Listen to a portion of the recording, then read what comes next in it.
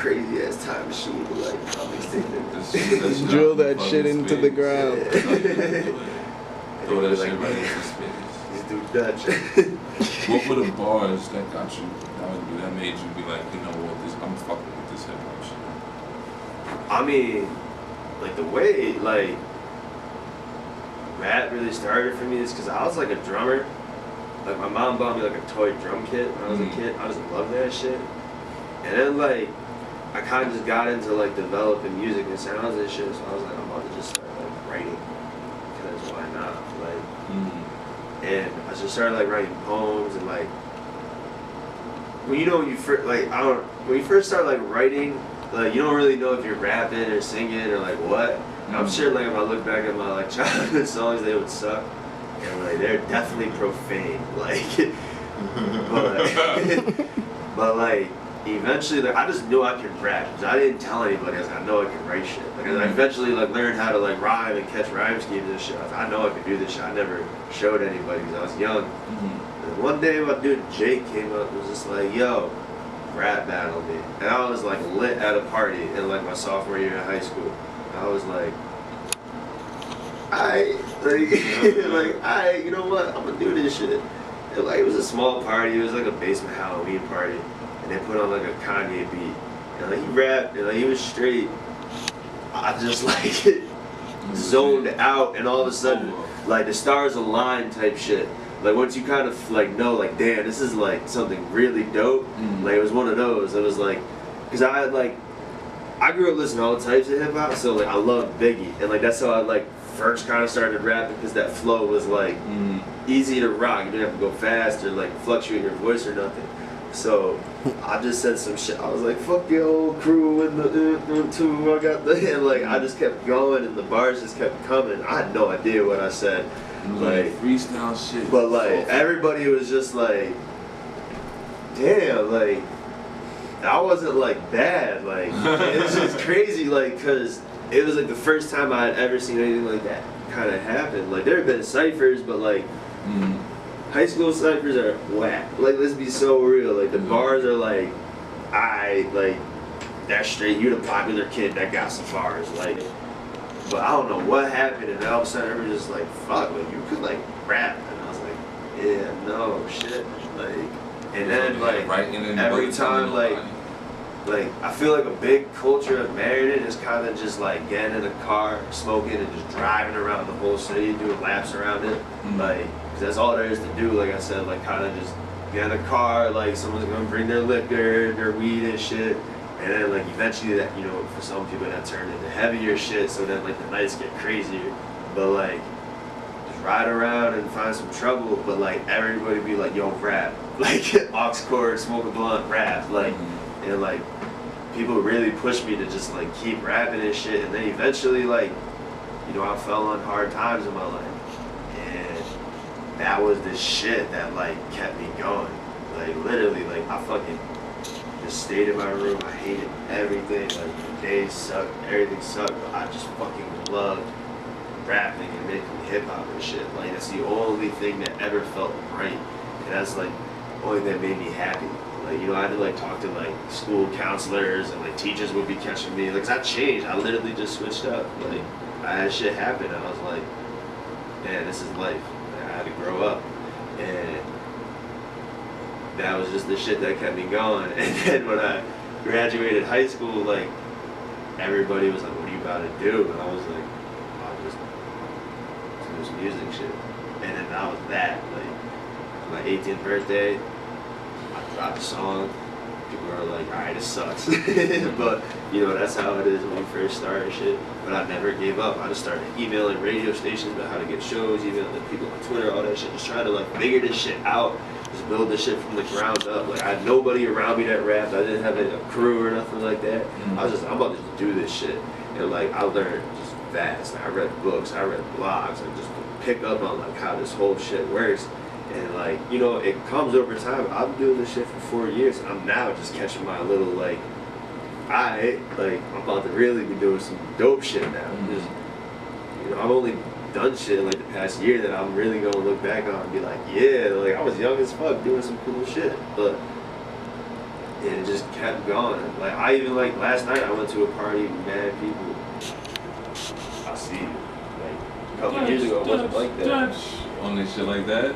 Nah, not like that, but people they know me like recognizing that. but they were like, yeah, like yo, like a couple weeks ago, like yo, at first like I wasn't sure what you were doing, like, you know, wasn't sure, but now fuck, it's tight. Like, and people actually enjoy my music. And that's like the best part about it. Is like really just when you have a couple of people hit you up like, yo, this shit is actually like really dope. Like I enjoy listening to this shit. And I got SoundCloud Pro, so I can see who's really listening. And like I love that shit. I'm like, yo, someone's just getting enjoyment off of this song. Like you just having a good time with your homies bumping this song. Like that's what I'm trying to deliver. Like, or like if you need a peace of mind, like, you know, like you just listen to my music, like and it does something for you. Like that's what's up. I'm gonna just keep giving it to you for that purpose.